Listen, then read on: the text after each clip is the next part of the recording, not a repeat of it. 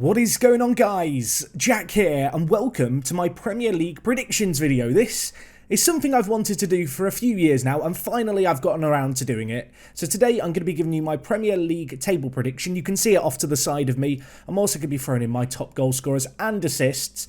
And well, I look forward to reading in the comments about how you think all my opinions are terrible. And of course, when we get to the end of the year, we can look back at this, laugh at all the stupid stuff I predicted. Or, of course, when the league table is entirely correct, I will be hailed a genius. So that's the plan today, and we are going to be going from bottom to top. If you do enjoy this video, if you would like to see kind of more real-world football content here on the channel, do drop a like on it. Let me know what you made of this. Loads of room for improvement, I'm sure. And, well, without further ado, let's get into this. So I'm going to go with a predictable one here at number 20, and it's West Brom. And I know that West Brom fans, no one likes to see their team predicted bottom right, but when you look through this Premier League table, it's difficult to see where they can possibly, or how they can possibly get out the bottom three, I suppose. As someone who's a member of the Charlie Austin fan club, happy to see him back in the Premier League, but by all accounts, his knees have kind of gone now. They did struggle at the end of last year in the Championship, West Brom. I think they didn't win in their last 4 games. They kind of limped over the line. And unlike the likes of Fulham and Leeds, I do worry about kind of the financial side of things. You're seeing Leeds spend massive money on Rodrigo, whereas if you believe what you read, West Brom's kind of budget for the entire summer, despite being owned by very wealthy Chinese owners, is around 20 million, which I just don't think gets you far enough. I feel like when you go into the Premier League, you're coming up against teams that just have resources that you can't compete with. And I think West Brom are a victim of that ever-growing gap of the Championship to the Premier League. That said, I am very excited to see Pereira play for them in the centre of the midfield. By all accounts, he was one of the best players in the Championship last year. I think he got 8 goals and 16 assists, so a top draw player. And I think if they are going to avoid the drop, a lot of it hinges on his performances and them getting goals from somewhere. And when you look through their team, they have the likes of Robson Kanu, the likes of Charlie Austin. I think the reality is that they are going to be so reliant on Pereira, and assuming they don't do any crazy last-minute deals that are just going to blow my mind and completely eradicate this whole £20 million fallacy, I just really don't see a way they're going to stay up this year. Anyway, in at number 19, we have another one of the newly promoted teams. And again, it's the one that I feel like I perhaps know the least about. So if you're a Fulham fan, I would love you to state your case down in the comments as to why you think you'll stay up. But sadly, I just worry for Fulham. They were obviously promoted 2 years ago and spent £100 million upon promotion to the Premier League. And I guess it raised some eyebrows at the time. And that strategy kind of, it massively backfired. You know, they got through 3 managers. They had 3 separate managers in a Premier League campaign. Ranieri obviously came in and just couldn't do anything. But that said, you know, Scott Parker did end that season in charge of them. And obviously he is the man who has now steered them back up the Footballing League. Got promoted via the playoffs. And a lot of that, I think, was down to Mitrovic, a player who last time he was in the Premier League got 11 goals. Last year in the Championship, he got 26, which was the joint top goal scorer with, of course, Watkins, who we'll talk about shortly. And I think ultimately Mitrovic is going to be pivotal. My kind of big concern, I guess, with Fulham is I just don't know if they have the quality to stay up. And every year there are teams that you could attach that label to. I think if I'd done this video a year ago, Sheffield United would have been a team that I slapped that label of not sure if they're good enough. And perhaps it's a lack of understanding the team and watching the team enough. But I look at Fulham and I almost feel like they've been, when you look at their market, their kind of market business on a surface level, it's like they're scared to repeat the mistakes of the past. But the sad reality is that in the Premier League, I do feel like you have to spend money in order to stay up, and you see that, and you've got to spend the money smartly. I guess that's the difference, right? And I know a lot of people will attach labels to promoted teams in the last couple of years who have gone on to spend massive money, like Fulham, and have ultimately stayed up. I look at Villa last year. Yes, they escaped by the skin of their teeth, but they spent the money. And I just feel like both Fulham and West Brom, for slightly different reasons, aren't spending the money that I think they need to really bolster their team up to a top level. And it's for that reason that those 2 newly promoted teams, I don't see how they can avoid the drop this year. And I would love to be wrong, because I love to see new blood come into the Premier League. And to me, West Brom and Fulham are Premier League clubs. But sadly, I just think neither, so far, obviously transfer market is still open at the time of recording, has done business that has really made me go, yes, this is a team that really are ambitious and are desperate to stay up this year. So the next team is not Leeds United. No, sorry if you thought I was just going to put all the newly promoted teams in the relegation zone. I'm not. And this one is actually, this might be the hottest take here for some reasons. I think actually some fans of this team may, be as concerned as I am for them. It's Crystal Palace, everyone. They got 1 win in 9 after the restart, and I know that a lot of the results they played and a lot of the games they were played were after they were safe. But I as someone who's a Liverpool fan, I've seen Hodgson manage my team.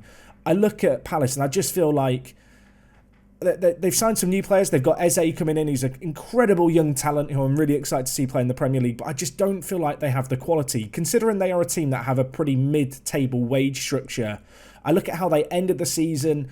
I look at the fact that I think the season ended at the right time for Roy Hodgson. I feel like genuinely, if the season had gone on for another 5 games, he could have been under a lot more pressure. And I do wonder, had there been fans in the stadium, if that pressure might have been, more widely recognised. There's a few Palace fans I follow online who have raised their concerns about him, and I do fear for Palace. And it might be ridiculous, and they might go on to have a really good season. But if they can't keep hold of Zaha, especially, I just struggle to see what they're going to be able to do this year, just based off last year's form. And going into these predictions, I did look at, the post-restart form very closely, because this is such an extraordinary season. Fixtures are closer and closer together. There hasn't really been an off-season. Players who are signed in are expected to hit the ground running without much of a pre-season. And obviously Palace haven't spent a huge amount of money. As I said, Eze is the kind of the make or break player. I think if he can come into the team and come up with, 10 goals and a handful of assists, you'll look at it and go, yeah, that's a good position for them to be in. But ultimately, I worry about Palace's quality, and it's for that reason I just can't see them avoiding the drop. Anyway, the next team on the list that I have is West Ham. You might be wondering, what is happening at West Ham? I've got that written down in my notes. What is happening at West Ham? You've got Mark Noble, your captain, on Twitter, complaining about you selling your best young players. It was Grady Diangana, who they sold to West Brom, a relegation perhaps rival, a team that you're going to be battling against this year. And I say relegation rival, which might seem harsh, but let's not forget where West Ham were during last season. They were in the drop zone. They were definitely in a scrap, and yes, they got away from it with a few games to spare, but I'm still worried about them going into this year. They've not looked to strengthen the team. I look back to when they first moved in to the Olympic Stadium. I look back to that year where they got a 7th place finish and got into the Europa League, and then from there really bolstered up a squad and then went out in the qualifying rounds of the Europa League. And from there they had this massive squad that was kind of built for Europe, but they didn't have the European games. And I just feel like since then they've kind of been on a slow downward spiral. I know they've been linked with James Tarkowski, who I think would be a huge addition, because I do think defensively there are questions over West Ham. I think they need a little bit more solidity. Obviously, there was the whole Declan Rice saga. He looks like he's going to stay now. So I do think West Ham will be safe this year. But you look back to last year and how they performed, and I kind of look at it this year, and yes, they're under new management compared to where they started last year, but I just, like many of these teams, I worry. And actually, it's weird because West Ham, unlike Palace, played quite well after the restart. They did rather well, but I just feel like it was kind of papering over some cracks and hoping that they're going to vanish. And I think you're starting to see those cracks come to the surface again with the whole Noble saga, with the general unrest that it seems like West Ham fans have. And I do fear for them that they could be involved in another relegation scrap this year, as is indicated by the 17th place position I predicted. So last year's 17th place team was Aston Villa, and this year I actually see them improving slightly. I've got them at 16th, ladies and gentlemen. They narrowly avoided the drop last year. I don't want to say it was due to the goal line technology failing, but without that incident, shall we say, they may have been in a much worse spot. Of course, the big kind of signing for them this year has been Ollie Watkins, signed for £28 million. He had the same number of goals as Mitrovic last year in the Championship. Of course, Brentford missing out on promotion at the hands of Mitrovic. The big thing that I observed with Villa last year was that I felt like they played quite slowly, and they were a team that would sit deep a lot of the time, but they'd play, relatively methodical, quite projected passing. It was quite easy to read for other teams. And I feel like they just lacked a little bit of pace in the final third to break away on the counter when they did defend deep. I looked at Samatta and Davis, who were their main 2 strikers last year because of the injuries they had. Obviously, Wesley missed a lot of first-team football. And so frequently, they would be dropping deep to get the ball instead of sitting on the shoulder waiting for a big ball over the top. And I do worry that I do feel like they need to learn from that. And I think actually they did learn from that. Dean Smith did improve things. And I think with the signing of Ollie Watkins, you can kind of see that there is perhaps a need to change things. I was really impressed by Trezeguet at the end of last season. He really came into his own and was one of the reasons that Villa were able to stay up with some big contributions. So I'm very curious to see how he does going into next year. I guess the obvious question with the Ollie Watkins signing is, can he do it at Premier League level? Is 28 million up front too much to spend on a player who's never played in this division? And I think the sad reality is, we talked about the likes of West Brom and Fulham, going up into the league. I think a few of those teams may have been linked with Watkins. Watkins, I think, is going to do the business for them. I actually think he could be the difference between Villa staying up or down. There'll always be questions over the price, especially with the likes of Wilson going to Newcastle. But if he is the man to keep them up, obviously his contribution's invaluable. And right now, the big thing for Villa is it looks like Grealish is going to stay, which could be absolutely massive for them. And I do see an improvement on last year for Villa. I think they may benefit from the teams coming up that I'm not as impressed by, and a few teams who have been long established in the Premier League, feeling like they've been a bit mismanaged, but I really can't see them finishing above, say, 15th in the league. I do think they're going to be in and amongst the relegation battle throughout this season. Anyway, I've got now a little intermission. We're going to do the top assisters of the year. Who do I think will be the top assister? Again, we can look back on this and laugh when I'm horrifically wrong. I've gone with Kevin De Bruyne. I know, shocking. I'm sorry. I know you weren't expecting that, were you? Absolute bombshell. But yeah, De Bruyne for me. I've also got Fernandes and Ziyech, two players who I think will also be right up there. I think you can't look beyond Man City's attack. They were absolutely phenomenal at the end of last season, and I know some people will point at their performance in the Champions League after the restart. But beyond that, when you look at Premier League form, they were just unbeatable, and their attack is so scary. So for me, Kevin De Bruyne, obviously he set a record for assists last year. I think he could actually do better than that this year. That's a hot take, I suppose. Anyway, at 15th, I've got a team that I mentioned just a second ago as being a team that, they'd signed a striker of their own. It's Newcastle United. And Newcastle United, obviously, they've had their big Saudi takeover. They spent big money in the summer. They look good for a top 8... Oh, no, that didn't happen, did it? But to be fair, I feel for Newcastle United fans massively. But obviously, the whole Saudi takeover thing, I think, distracted a little bit from what's been going on elsewhere around the club. I actually quite like their late signings. They've obviously brought in Wilson, they brought in Fraser as well. I think the big thing for them is, can those two players stay fit? Obviously, both playing for Bournemouth last year, who were relegated. Obviously, they've also signed in Jamal Lewis to address the left-back problem, which has been a bit of a problem area for Newcastle United. I think a lot hinges on them. And I think the issue for Newcastle United is I just don't like Steve Bruce. I don't like the way he plays football, and maybe that's a bit snobby of me, but I'm not entertained when I watch a Steve Bruce kind of team play. And I know that a lot of Newcastle fans were quite unhappy about Steve Bruce coming in last year. I'd be very curious to know what your perception is of Steve Bruce after a year of playing under him.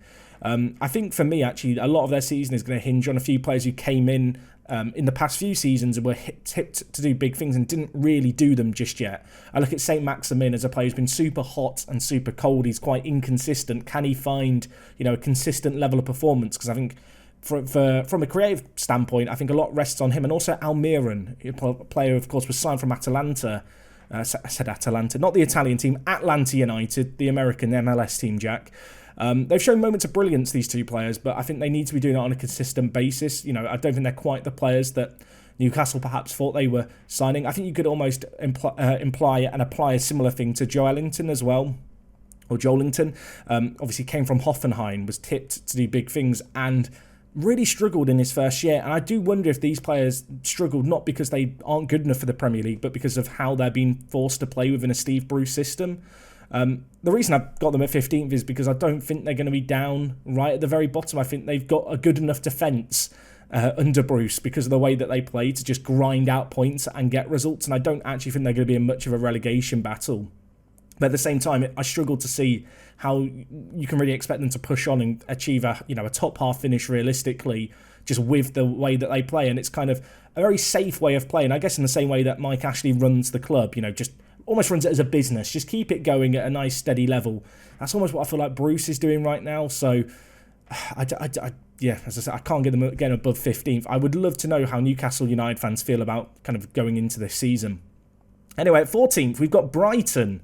Yeah, a team who I feel like for the first few years they were in the Premier League under Houghton, I'd always think that they were kind of just going to struggle. You know, I'd have them labelled and go, yeah, they're going to be in amongst the relegation battle. And they never really have been. But obviously, they made that big, bold decision to go and bring in Graham Potter. And this is going to be his first kind of, well, last year was his first season in charge. They finished 15th. It was a bit of a transitional year going from a very different style of football to the style of football that, you know, Potter wanted to play. I think the big player to keep an eye out for Brighton is going to be obviously Ben White, who was on loan at Leeds last year. He really shone. Leeds United desperately wanted to sign him. Obviously, they couldn't get their hands on him. I think alongside Dunk, they are going to be a really formidable duo at the back. Of course, Dunk was linked with a move to Chelsea. That hasn't happened. He signed a new contract.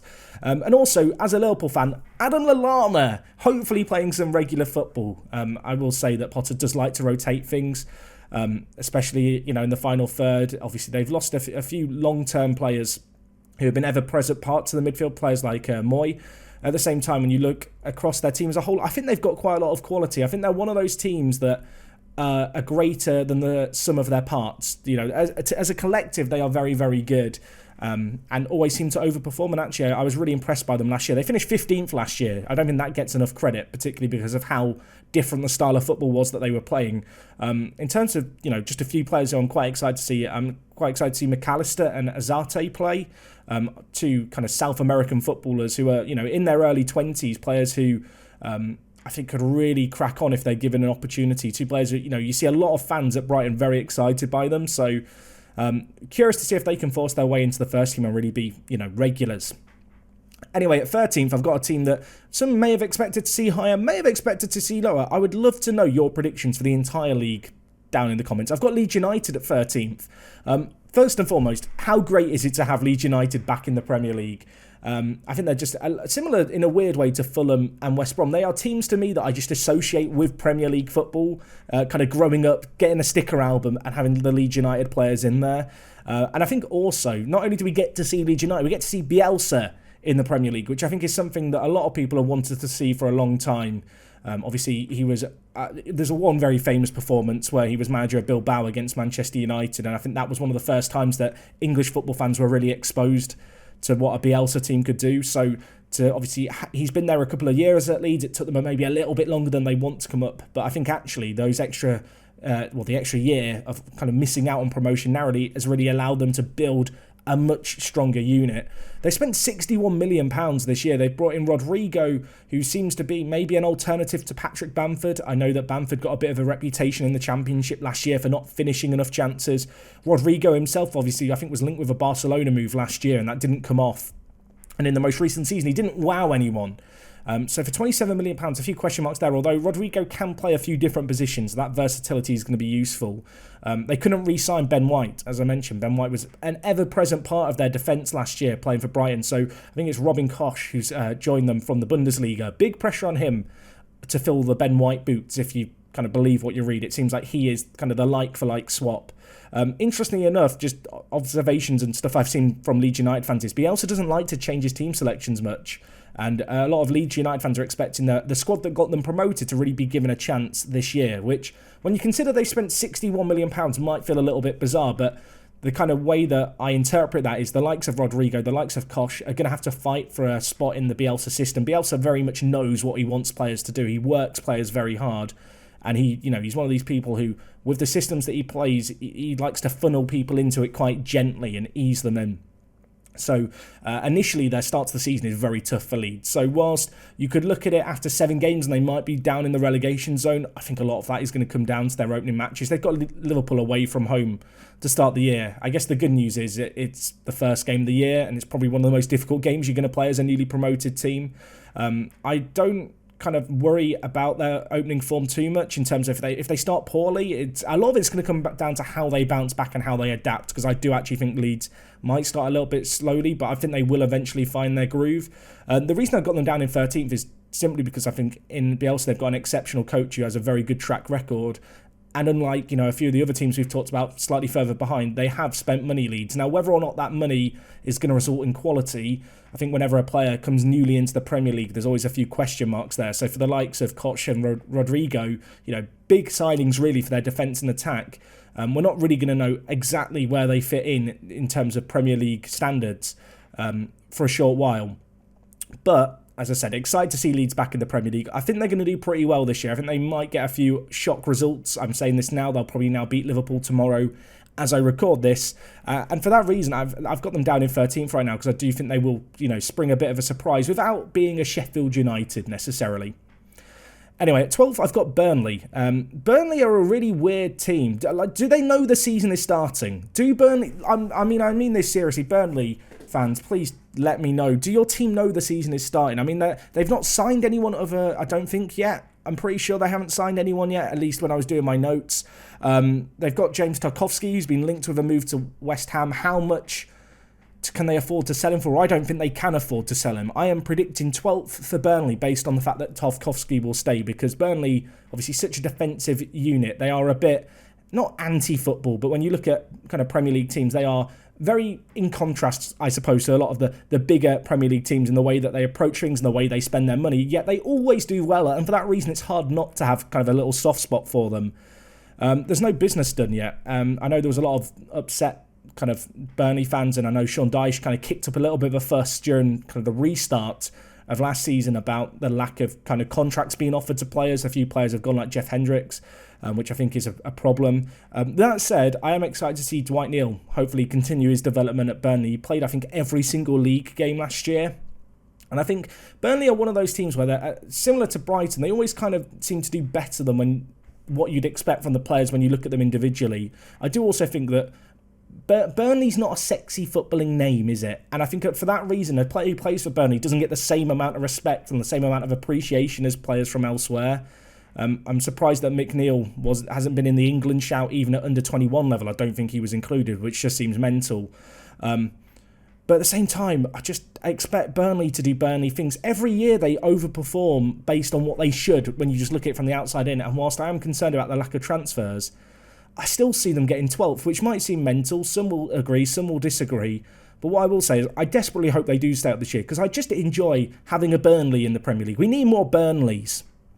Anyway, at 11th, Sheffield United, a team who finished 9th last year. It could have been higher. It probably should have been higher. I feel like it's tricky, right? The second half of the season was tough for Sheffield United, and you have to question, was that because of COVID and because of the project restart and the league getting paused, or was that a case of teams legitimately figuring them out? Like I said earlier, I'm glad I didn't do this video last year, because I would not have had Sheffield United this high in the league. Obviously, they've lost Henderson in goal, which was a massive part of their team. He's gone back to Manchester United to battle De Gea for the #1 spot. In his place, they've signed Ramsdale. I do wonder, can they maintain that defensive record? I think Henderson made a hell of a lot of saves. And they were very inconsistent. Both, I worry about the Henderson miss, but then I was looking at the project restart, and I've kind of tried to separate the first half of last season from the second half of the season, because with the massive break, it's really tricky to know, is it a true reading? Can you look at the second half of last season and use that as a reading? I feel like it'd be mad to be looking at the first half of the 2019-20 season, because that happened over a year ago now. Things change very quickly. And I just wonder about Sheffield United. I was looking through their form, and whilst they did okay after the restart, they didn't score in half their matches. Half their matches after the restart, they couldn't get any goals. They've not signed any strikers. They had fewer shots than anyone else in the Premier League last year. And as I said, they've not signed anyone new. The way that Sheffield United play, they're not going to have a load of shots. They're not about crafting out 1,000,001 opportunities and pinging it from range. They are about having moments of quality. But at the same time, when you look at the fact they struggled for goals last year, they had fewer shots than everyone else, especially after the restart. I don't see them maintaining the 9th place finish. And actually, I've got them at 11th. The more I think about it, the more I think they could slip down a little bit further. There's always that second season syndrome. Loved how they played football though last year. Make no mistake, a big fan of kind of watching, a team come in with a very different style of football and upsetting the kind of footballing norms, shall we say, with their three at the back kind of weird overlapping business that they had going on. So yeah, as I said, I've got them in 11th, which I think is a pretty, fair, if anything, reflection. I hate to just slap the label of teams have figured them out, because I think that's very lazy, but it is impossible to ignore the fact there were some questions last year over the goal scoring, and for as good as they were at the back, how much of that was down to Henderson, how much of that was down to their back three. I think, they perhaps didn't get enough credit because people see Henderson's kind of highlight reel saves. But I do think that for Sheffield United, Henderson is just an undeniably big miss, and it is kind of the reason why I've got them slipping down a couple of places this coming year. Anyway, at number 10, I've got Southampton, a team who performed incredibly after the restart. Obviously, last year they had the 9-0 defeat against Leicester, and I think there were a lot of question marks over that, but Hassan Hurtel came back, re-galvanised the team, and they finished very, very strong. They finished 11th in the end last year. I've got them finishing 10th this year. They had the third best form after the restart. They were absolutely incredible in terms of points per game, right up there, one of the big kind of standout teams, and they looked very, very competent. I'm a massive fan of Danny Ings. It's kind of a well-documented joke that Danny Ings and Charlie Austin, I once upon a time predicted would be future England strikers. I mean, Ings is in the England, that's all I'm going to say on it. But I think the big thing for Danny Ings is, can he stay fit? It was such a delight to watch him play and succeed last year. As someone who was a big fan of him before he went to Liverpool, to then obviously have all the injuries he had at Liverpool and ultimately get shipped on, it was hard not to enjoy watching him play, and he was such a monumental part of their success. I do worry about a little bit of a lack of squad depth for Southampton. This is definitely going to be something that I touch upon more with teams who are featuring in Europe this coming year. Southampton are a team that don't have the craziest in squad depth. This is going to be a very compact season. It's going to be very intense on the scheduling front. So I do worry, that they might struggle a little bit there. I know some people are going to look at Højbjerg and wonder if he's going to be a big miss. Actually, I don't think he is going to be. I think Romeo, the Spanish centre defensive, I'm sure I'm saying that name incorrectly, he really impressed me last year. He was playing alongside James Ward-Prowse, and he actually dislodged Højbjerg in the midfield right towards the end of the year. The last few games he was starting ahead. So whilst I think actually in a bizarre way, the swap deal they did with Walker-Peters coming in is a great signing for them to help defensively. But equally, they've not lost a massive part of their team with Højbjerg going out. I think they looked a lot more balanced in the midfield when they did mix things up. So with that in mind, as I said, I've got them building on last season. They finished 11th. I think this year they're going to finish 10th. I think a massive part hinges on Danny Ings, though. If Danny Ings does get a serious injury, and I'm touch wood, it won't happen, that is when I would start to worry a little bit. But no, Southampton in the top half, I'm calling it now.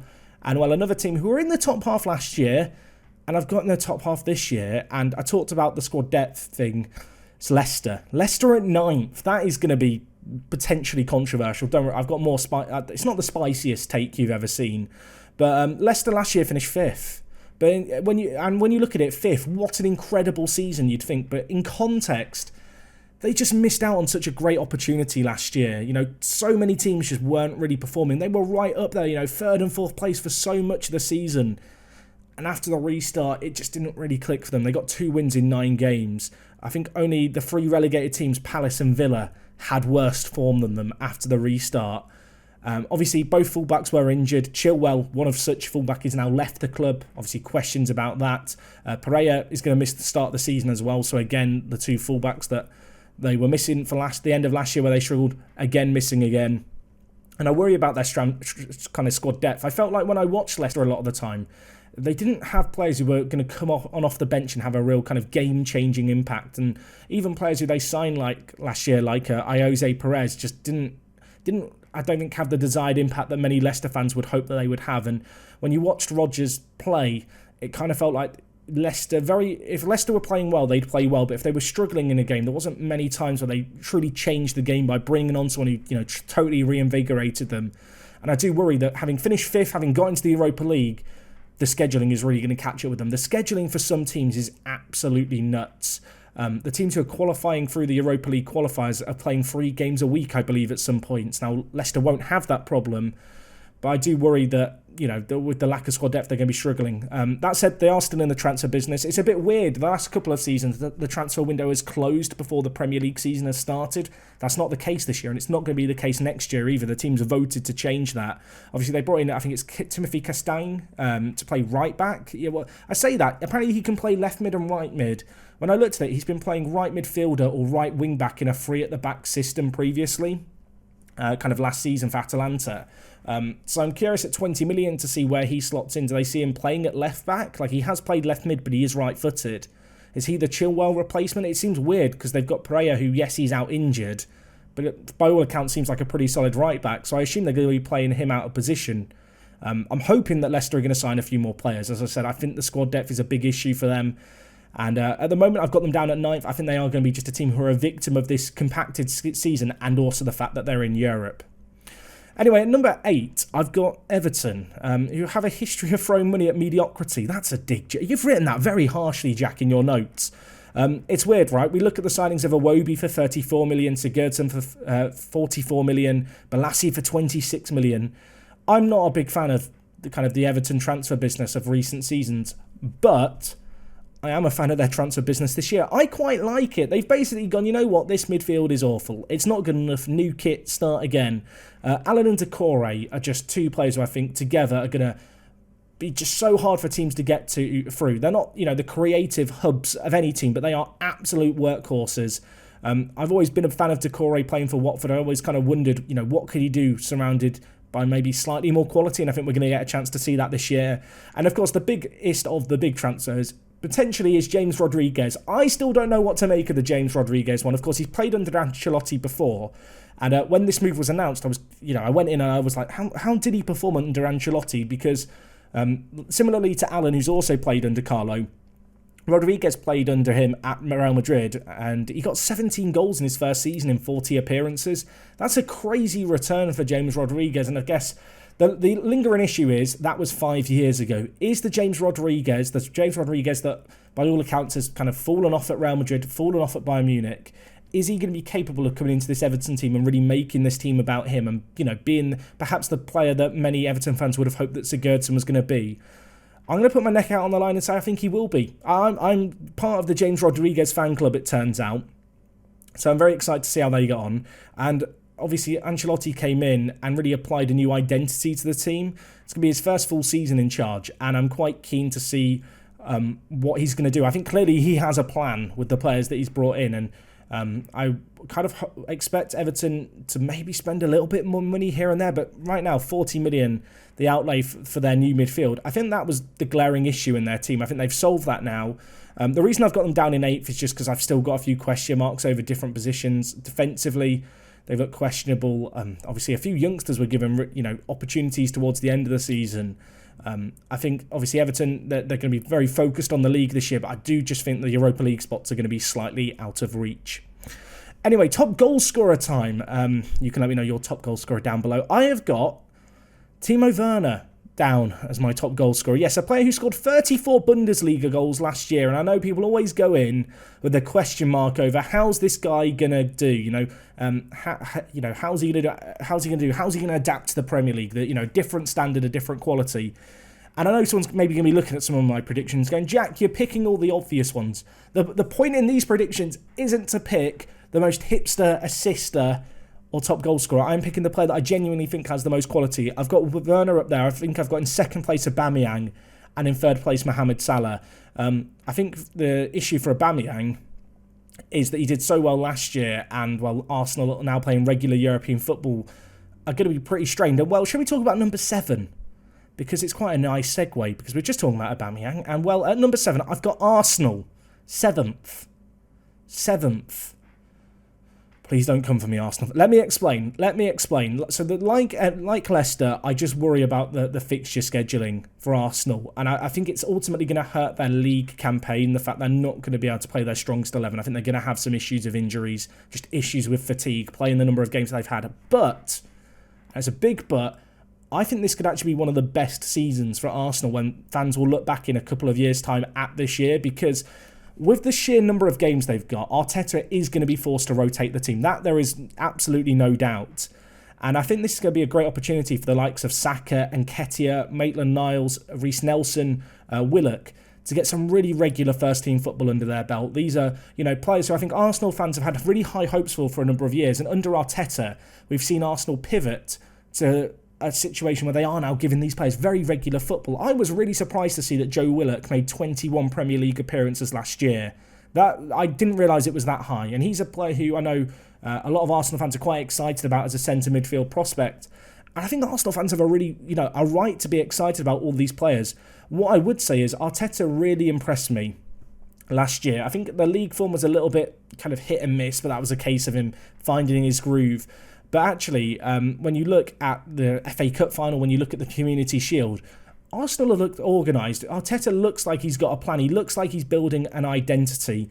I do worry about Arsenal's away form. When I was doing the research for this video, I looked through their away form. I did not realise how much Arsenal struggle away from home. I think that is pivotal on whether or not they finish 7th or can finish higher. Also, it's worth noting that Arsenal have made some really kind of quite good signings this year. I think Willian, good bit of experience in and amongst all the youngsters we've just listed, and Gabriel at the back, signed from Liga. I'm very, very keen to see kind of develop. £20 million for a centre-back, and obviously they've got Saliba coming back on loan, or back from loan, I think it's Saint Etienne, who is another really exciting prospect. I think this year for Arsenal is going to be another transitional one. I think the great news is for Arteta, Arsenal fans and wider football fans are kind of buying into what he's doing now.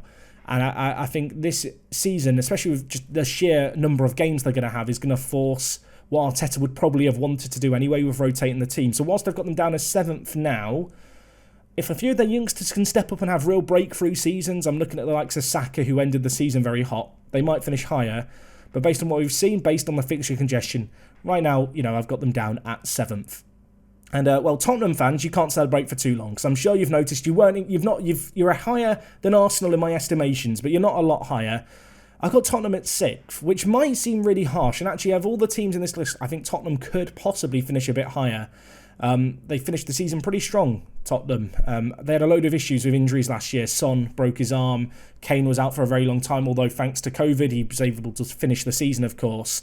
And after the restart, they only lost one game under Mourinho. Mourinho came in last year, I think, with a lot of scepticism. And I think, probably most football fans, when they see Tottenham on their TV, they don't get as excited as a Pochettino Tottenham. But at the same time, I feel like if you're looking for results, Mourinho is a man who's going to get you results. Still no kind of Kane alternative yet, is what I've got noted down. I still worry that despite all the strength and depth they have in a lot of areas, Tottenham, they looked significantly weaker without Harry Kane, and they are still being linked with players. I'm aware at the time of recording this, they might have gone out and signed someone already, and I'll just be living with the regret. But ultimately, I worry for them. I feel like if they lose Kane, they're in trouble. I'm excited to see how fantasy football hero Doherty does, though, at right back. I think he could be huge for their defence, particularly with the way that Mourinho likes. You saw it last year with Aurier to be given more permission to go forward. I think Doherty, he really can offer that to them. What I would say for Tottenham is a lot of this prediction of 6th comes down to the fact I do think they're going to struggle with just the sheer volume of fixtures. Harry Kane looks so tired for England. They are going to have to go for a load of qualifiers. They are playing 3 games a week within the first few months of the season. And based off the injury record last year, based on how they did struggle when a few players got injured, a few key players, I still just have major reservations about them. What I would say is, if they can avoid injury, if they do go on a good European run, and if they can find a way to balance out their team and, really buy into Mourinho's system, I could see them having a very good season. But as things stand right now, 6th place, I think, is about as good as they can hope. And I do feel like this is, again, it's largely based on this year being just so different. I think any other season, a regular season, I'd have them higher. But, yeah, compact season, different schedule. I think Tottenham are one of a few teams who really are going to suffer from it. Anyway, in at 5th, I've got Wolverhampton Wanderers. Wolves fans are probably thinking I'd forgotten about them. No, I haven't. I like Wolves, everyone. Of course, they were within an FA Cup final of being in the Europa League this year. Arsenal ultimately winning that final against City. Then the Wolves missed out on European football. But I actually think that could be a huge benefit for them. Last year, Wolverhampton Wanderers played more matches than any other English team across all competitions. It was a mad, mad season for them. And they actually use the fewest players in the Premier League. They are not a team that like to rotate things. Nuno, once he gets a team that he likes, he is, going to play that team as regularly as he can.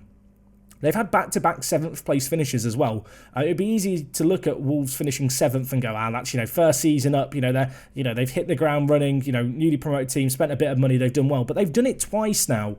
And it's getting to the point now where genuinely I think Wolves, alongside perhaps the likes of Everton and perhaps the likes of Leicester, have the best chance of cracking into the traditional top 6. And I think this is a year where they could definitely make big strides towards doing that on a more consistent basis by doing it this year. They had the joint second best defence after the Premier League restart. And obviously I know a lot of people are going to look at the Doherty departure and go, oh, that's probably the reason why they've, they're going to struggle now. They've lost one of their best defenders. But I think the reason they've sold, the fact they've sold him for 15 million clearly shows that they don't see him as being the be-all or end-all. And actually, I think defensively, the big strength comes from Cody, Bolly and Seiss, just as a back three. They look so good, and they've been obviously kept hold of again. They spent 35 million on Fabio Silva. Football Manager Wonderkid Hall of Famer Fabio Silva from Porto. A ridiculous sum of money for a player who really didn't play a great deal in the first team. I have been weighing up playing him in my fantasy football team, and a load of people have asked me, Jack, do you think he's actually going to play? I mean, with the way that Wolves don't really rotate their team, I think he's going to get opportunities. The fact they've spent £35 million on him kind of implies that they expect him to play a fair bit and be a big kind of understudy, hopefully, for Jimenez and getting a decent number of goals. And I really just enjoy the way Wolves play. I think they've come in, they've established themselves over the last 2 years. Obviously, the Europa League last season was a bit of an adventure for them. And whilst they haven't got that adventure to continue on this year, I think that indirectly is going to benefit them massively.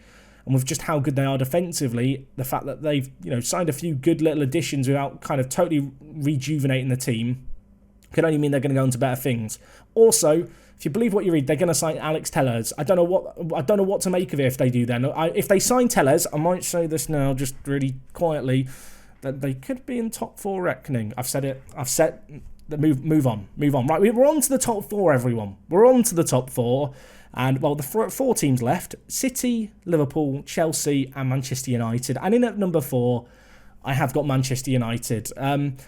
I really like United, and it pains me to say that. I like them because they're exciting to watch, because they can't really defend, and they've just got a really pacey attack that score a lot of goals. Obviously, last year, they finished 3rd. I feel like that went under the radar a little bit. They had a pretty good year.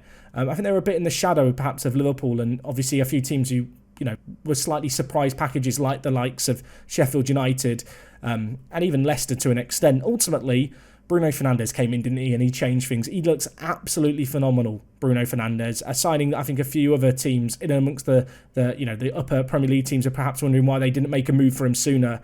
They signed Van der Beek as well, who's going to add some quality to the midfield. I do struggle to see where he fits in. I can own it because he's not a massive kind of defensive presence. Van der Beek. I was thinking about this. Like, he's not terrible defensively, but like you can't really have Pogba, Fernandes and Van der Beek, I don't think. I think Matic is going to be a regular player still. It'll be interesting to see how Ollie does set up the midfield. I guess another area, big kind of question marks, and it's not a new signing technically, but it kind of is Henderson, of course, returning from loan at Sheffield United. Looks like he's going to be battling with De Gea for the number 1 spot, and I'm going to be honest, I absolutely hate this. I think as a team, you want to have an established goalkeeper. You don't want to be rotating things. You don't want to carry a Mignolet situation at Liverpool. I feel like as a defence, you're built from the very back, and it's so important to have that consistent goalkeeper in the team who's always there. He's going to organise everyone. I'd be very interested to know how this is going to work, because I think Henderson has to be given game time, and I think Ollie has to have given him assurances that he's going to be getting game time for him to be here. I can only assume it's going to be a case of they share the load. Of course, United in the Champions League this year is going to be exciting, and I do have questions about the Champions League football. Again, having an issue on their defence. I think the thing for United is they do have just a lot of strength in depth and a lot of quality, and they ended the season so hot. I do think that momentum is going to continue through. I'm saying all of this on the assumption that Jadon Sancho isn't going to join them. If he does join them, I don't think he will, but if he does join them, I think they will be up there competing, right up there in the league, because I think he's a quality player. But I'm a little bit surprised they're being linked with Sancho, because when I look at their team, it's actually defensively where I worry for United. Yes, Wan-Bissaka's done well, but I do look at the left-back position, perhaps a little bit concerned. Is Brandon Williams and Luke Shaw, Champions League quality left-back kind of players? I'm not convinced. I think centre-back wise, they've obviously rotated things. Harry Maguire's done his thing over the summer. For £80 million, I think fans were expecting a little bit more, and I think there's going to be big pressure on him this year to, just perform to a much higher level. But that said, they did look good towards the end of last year. They definitely got better. And I think Champions League football for them, again, is definitely on the cards. I think when you look at their squad, especially their attacking kind of talent, they're just going to outscore other teams a lot of the time. And even if they can't defend, like I said right at the top, they're going to be entertaining. And for that reason, I can't look at them beyond a 4th place finish. In at number 3 and 3rd place in the league, bronze medalists, Chelsea. Chelsea under Frank Lampard. That's still not sunk in for me. That Frank Lampard is Chelsea. Has anyone else accepted this? Just me? I think it is just me who's not accepting it. It feels weird. It feels like I've gone into a Football Manager save 5 years into the future. But they finished 4th last year. They got Champions League football, which in itself you would go, that's a good omen perhaps for going into the next season. And then they've gone mental in the transfer market. I mean, yes, they've lost the likes of Pedro and Willian, but I think they were kind of happy to let them go in a weird way. I mean, let's talk about the ins. They've signed Werner, 34 goals last year in the Bundesliga, and they've signed Ziyech, who is a little bit older than I realised. He's in his late 20s. Well, I say late 20s. He's the same age as me. I'm having a crisis, maybe. And then Havertz as well. What an exciting trio of attacking players. I think a lot of criticism for Chelsea was levied at the fact that they just didn't take enough chances. They had a lot of chances, created a lot, but there wasn't the end product. And whilst Giroud and Tammy Abraham are very, capable footballers, if you want to be challenging for the title, like I imagine Abramovich and Lampard have aspirations to be doing, they're just not quite there. And they've just gone in, and I think between the players they brought in and players like Pulisic they've brought in recent times, they just look so good. And defensively, they've improved as well. Chilwell coming in at left-back, I think, is a great addition. Thiago Silva, I know some people will look at and go, a player in his mid-30s joining a Premier League team. Surely he's not going to start. I think he's going to... I love Thiago Silva. He looked... I mean, if you watch the Champions League final, he looked absolutely superb for PSG and throughout the entirety of the Champions League knockouts. There is the one glaring issue with Chelsea. It's the goalkeeping position. They've not solved the goalkeeping position. I say solve it. They've got the... But is Kepa still the world's most expensive goalkeeper? I'm pretty sure he is. And yet he's still there. I don't know what to make of Kepa. They've been linked with Donnarumma, with Oblak. Surely they can't spend another 60 million in this window. I know they have the transfer ban. They're getting all the Havertz money in. I believe a lot of the money from the Morata sale is actually coming in this year, which is, again, empowering them to spend. But, third place I've got down for them. And there might be a question of gelling. So many new players coming in. There could be 4 or 5 new players realistically starting the first game of the season. Is that going to be a problem? And on the one hand, I think, yes, you have to accept the fact that not every one of their signings is going to hit the ground running. They've signed so many that I think at least a couple of them are going to. And Chelsea's opening fixtures, on the whole, are pretty good for the first 10 game weeks of the Premier League season. So with that in mind... it's going to be a good opportunity to let those players gel. I think they're going to be less high-pressure games, a lot of them. It's an easier opening, and I think that's definitely going to benefit them with the massive overhaul they're going through. I do think they just lack the overall quality to challenge with the likes of City and Liverpool, but make no mistake, I think they're going to be the team to watch this year, and I'm so excited to see how their new additions do, because they are players who I've wanted to see in the Premier League for a long time, the likes of Werner and Havertz, and we're going to get a chance to see what they're capable of this year. Anyway, second place and first place. Man City, Liverpool. I'm a Liverpool fan. Bear that in mind. So, who have I got at second? Oh, I'm thinking about changing it now. I genuinely, I think this is going to be one of the tightest title races in recent memory. At second on my notes, and I'm going to stick with the notes, I've got Liverpool. The team that I'm not backing my own team, which might seem blasphemous, but as I said, this is a list I've done with my head and not with my heart. And ultimately, I just expect a much closer season this year. I'm worried that, as a Liverpool fan, the last couple of seasons for Liverpool have really taken their toll on the team. This has been the one thing they wanted, the Premier League. And there's just a concern for me that hunger might not be there. And that might feel a little unfounded, and perhaps it is a little unfounded. But I look at the attitude switch after Liverpool secured the title, taking their foot off the gas. And there's two trains of thought with it, right? You can look at it and go, that's not particularly great. I want to see my team continue to play to the end and continue to go for the 100 points and all that stuff. But on the flip side, I do wonder, and this is the reason why I wonder if it might be almost a good thing for Liverpool, I do wonder if having essentially stopped playing the season as seriously after they won the league has kind of indirectly led to them having a longer break. Obviously, Liverpool were out the Champions League. Man City were playing to the death, really, playing really well to the death, it has to be said, last year in the Premier League, and then had the Champions League to contend with, whereas Liverpool have had what you could perceive as a longer break. Whether or not it truly was a break is up for debate, because they were still playing matches. Additionally, beyond the kind of just obvious points of we've not signed anyone and the lack of hunger, I worry that there's going to be that hangover of the Premier League title has been something Liverpool have wanted forever, and yes, they won the league by such a comfortable margin, but so much of that work was done so early on, and I think the circumstances behind this season are just very, very different.